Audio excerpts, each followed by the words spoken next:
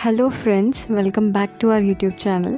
आज की वीडियो होने वाली है टॉप 5 हिस्टोरियन के ड्रामास। तो शुरू करते हैं बिना किसी बकवास के। और एक छोटी सी रिक्वेस्ट है आपके लिए कि अगर आपको हमारी ऐसी वीडियोस अच्छी लगती हैं तो प्लीज़ लाइक करें और चैनल को सब्सक्राइब करना ना भूलें। नंबर 5 पर हमने रखा है रुकी हिस्टोरियन गो हाई रिंग। इस ड्रामा को 2019 में रिलीज़ किया गया था और इसकी IMDb है 8.1। अब बात करते हैं इसकी स्टोरी प्लॉट की। तो ड्रामा का टाइम पीरियड 19th सेंचुरी का बताया गया है और पूरी स्टोरी एक यंग लड़की गो हाई रिंग के आगे पीछे घूम रही है, जो एक ऐसी सोसाइटी चाहती है जो औरतों को इक्वली ट्रीट करे। जेंडर के बेस्ड पे अपोजिशन और डिस्क्रिमिनेशन फेस करने के बावजूद गो हाई रिंग पैलेस में एक हिस्टोरियन की पोजीशन सक्सेसफुली सिक्योर कर लेती है। इसके बाद हाई रिंग को पैलेस में बहुत सारे चैलेंजेस फेस करने पड़ते हैं, बहुत सारी तकलीफ़ों का सामना करना पड़ता है। पैलेस में हाई रिंग की मुलाकात होती है प्रिंस ली रिम से, जो एक बहुत अच्छा फ्री स्पिरिटेड प्रिंस होता है और सीक्रेटली रोमांस नॉवेल लिखता है। पहले वो हाई रिंग को गलत समझता है, लेकिन फिर उनकी दोस्ती हो जाती है और कुछ टाइम बाद प्यार भी। इस ड्रामा की स्टोरी लाइन बहुत यूनिक है। यहाँ सिर्फ रोमांस ही नहीं बल्कि इक्वलिटी की थीम भी रखी गई है। इस ड्रामा में आपको एंशिएंट टाइम के सोशल इश्यूज़ दिखाए गए हैं, जैसे women empowerment and gender equality. अगर आपको ऐसे यूनिक हिस्टोरिक कोरियन ड्रामा में इंटरेस्ट है तो आपको ये ड्रामा ज़रूर देखना चाहिए। ये ड्रामा नेटफ्लिक्स पर अवेलेबल है और इसमें टोटल एपिसोड्स हैं 20। नंबर 4 पर हमने रखा है द रेड स्लीव। इस ड्रामा को 2021 में रिलीज़ किया गया था और इसकी IMDb है 8.5। इस ड्रामा में 17th सेंचुरी का टाइम बताया गया है। स्टोरी बताई है याइसन नाम के एक लविंग प्रिंस की, जो उसके फादर के मर्डर की वजह से इमोशनली मेंटली स्ट्रेस में रहता है। ये कह सकते हैं कि प्रिंस को उसके फादर की डेथ हॉन्ट करती थी। पैलेस में प्रिंस की मुलाकात एक कोर्ट लेडी से होती है जिसका नाम होता है द्योकिम। द्योकिम एक समझदार और पढ़ी लिखी लड़की होती है। द्योकिम की समझदारी देखकर प्रिंस उसे उसकी पर्सनल लेडी बना लेता है और अपनी सीक्रेट्स मीटिंग में भी उसे इन्वॉल्व करता है। द्योकिम प्रिंस के कई मैटर्स में हेल्प करती है। कई बार ऐसा होता है कि द्योकिम प्रिंस की जान बचाती है, जिसकी वजह से प्रिंस द्योकिम को पसंद करने लग जाता है। और जब प्रिंस अपनी फीलिंग्स द्योकिम से कन्फेस करता है और उसे शादी करने को कहता है, तभी द्योकिम प्रिंस का प्रपोज़ल ठुकरा देती है, क्योंकि उसे कहीं ना कहीं पता होता है कि किसी प्रिंस की या किसी राजा की पत्नी बनने के बाद कितनी रिस्ट्रिक्शंस आ जाती हैं। इस बीच वो प्रिंस किंग बन जाता है और किंग बनने के बाद उसे कई सारी प्रॉब्लम्स का सामना करना पड़ता है, कई तरह के सर्कमस्टेंसेस देखने पड़ते हैं। इसकी वजह से वो द्योकिम को 1 साल के लिए अपने से दूर भेज देता है किसी सेफ प्लेस पे, और फिर ठीक 1 साल बाद द्योकिम से शादी करने के लिए वापस पूछता है और इस बार द्योकिम उसे मना नहीं कर पाती है और वो दोनों शादी कर लेते हैं और इसके बाद उन्हें एक बेटा भी होता है। लेकिन ये इस स्टोरी की हैप्पी एंडिंग नहीं है। इसके बाद एक ऐसा शॉकिंग ट्विस्ट आता है जो आप सभी को हिला के रख देगा।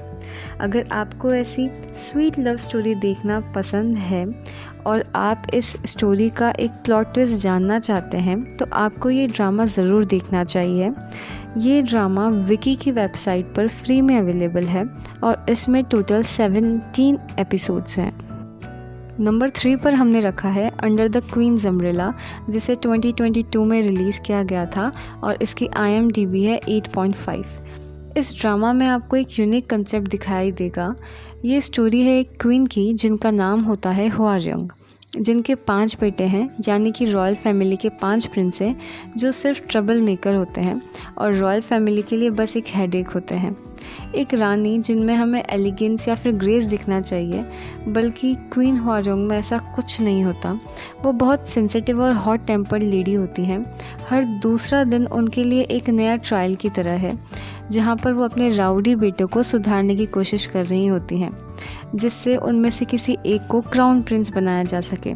क्योंकि सिर्फ यही एक प्रॉब्लम नहीं होती है उनकी लाइफ में, पैलेस में कई और कॉन्क्यूबिन्स यानी कि राजा की और भी बीवियाँ होती हैं जो चाहती हैं उनके बेटों को राजा बनाना। कुछ सैड मोमेंट्स भी इस ड्रामा में इन्वॉल्व किए गए हैं, जैसे क्राउन प्रिंस की डेथ, जो आपको रुलाने में काफ़ी रहेगी। अब बात करें एक्टिंग की, तो इस ड्रामा में सभी कैरेक्टर्स की एक्टिंग लाजवाब है। खासकर क्वीन का कैरेक्टर बहुत अच्छे से परफॉर्म किया गया है। They all are awesome in their characters. Comedy, mother love, इन सब का ये ड्रामा एक परफेक्ट कॉम्बिनेशन है। अगर आपको ऐसा ड्रामा देखना अच्छा लगता है तो आप इसे नेटफ्लिक्स पर देख सकते हैं और इसमें टोटल 16 एपिसोड्स हैं। नंबर 2 पर हमने रखा है मिस्टर क्वीन, जिसे 2020 में रिलीज़ किया गया था और जिसकी IMDb है 8.6। Mr. Queen is one of the fantastic drama ever. It is a perfect mix of comedy, romance and supernatural things. अब बात करें इसके स्टोरी प्लॉट की, तो ये स्टोरी है एक शेफ़ की जो साउथ कोरियन प्रेसिडेंशियल हाउस में काम करता है और एक अनएक्सपेक्टेड एक्सीडेंट की वजह से उसकी सोल जियोसन डायनेस्टी की एक क्वीन से एक्सचेंज हो जाती है। यानी कि जब उसे होश आता है तब वो कोरिया के पास्ट में होता है और एक क्वीन की बॉडी में होता है, और इसकी वजह से उसे बहुत सारी प्रॉब्लम्स का सामना करना पड़ता है। इस ड्रामा में आपको बहुत मज़ेदार चीज़ें देखने को मिलने वाली है, जिसे आपको बिल्कुल भी स्किप नहीं करना चाहिए। जैसे कि एक मेल होने के बावजूद फीमेल की तरह चलना, खाना, उठना, बैठना। किंग की भी कुछ एक्सपेक्टेशंस होती थी अपनी क्वीन से, जैसे कि बेबी की एक्सपेक्टेशंस, उसे पूरा करना। और सबसे बड़ी चीज़ होती थी पीरियड्स के पेन को टॉलरेट करना। ये सब इस ड्रामा में बहुत मज़ेदार तरीके से बताया गया है, क्योंकि हमारी मिस्टर क्वीन एक मॉडर्न टाइम की शेफ़ रह चुकी हैं। तो इन्होंने जोसियन डायनेस्टी में माइक्रोवेव, ऑयल ब्रश, रामियन, इन सब का इन्वेंशन किया है। इवन वो बड़ी क्वीन के लिए फूड डिलीवरी का भी इन्वेंशन किया गया है। और इन सभी चीज़ों को इस ड्रामा में बहुत कॉमेडी और बहुत ही मज़ेदार तरीके से बताया गया है। इसलिए आपको ये ड्रामा देखना चाहिए, और अगर आप इस ड्रामा को देखेंगे तो आपको इसे दोबारा देखने की इच्छा ज़रूर होएगी। ये ड्रामा आपको अमेज़न प्राइम और नेटफ्लिक्स पर अवेलेबल है और इस ड्रामा में टोटल एपिसोड्स हैं 20। नंबर 1 पर हमने रखा है अल्काइमी ऑफ सोल्स, जिसे 2022 में रिलीज़ किया गया था और इसकी IMDb है 8.8। इस ड्रामा में आपको एक फिक्शनल कंट्री दिखाई गई है और ये स्टोरी है एक लड़की की जिसका नाम होता है नाक्सू। उसके पास एक ऐसी पावर्स होती हैं जिससे वो अपनी सोल को किसी और की बॉडी में ट्रांसफ़र कर सकती है। नाक्सू एक मार्शल असैसिन भी होती है और एक दिन वो लड़ते लड़ते बहुत घायल हो जाती है, जिसकी वजह से वो अपनी सोल किसी और की बॉडी में ट्रांसफ़र कर देती है। लेकिन एक्सीडेंटली वो बहुत वीक लड़की की बॉडी में ट्रांसफ़र हो जाती है, जिसका नाम होता है मुद्योक। मुद्योक का मालिक उसे एक प्रिंस को बेच देता है जिसका नाम होता है यूके। मुद्योक की फाइटिंग स्किल्स देखकर यूके बहुत ज़्यादा इम्प्रेस हो जाता है कि इतनी वीक लड़की इतनी अच्छी फाइटिंग स्किल्स कैसे ला सकती है, क्योंकि उसे पता नहीं होता कि मुद्योक की बॉडी में नाक्सू की सोल है। और कुछ टाइम बाद यूके को पता चल जाता है कि मुद्योक की बॉडी में नाक्सू की सोल है। धीरे धीरे वो करीब आते हैं और उन्हें एक दूसरे से प्यार हो जाता है, और नाक्सू भी यूके को अपनी फाइटिंग स्किल्स भी सिखाती है।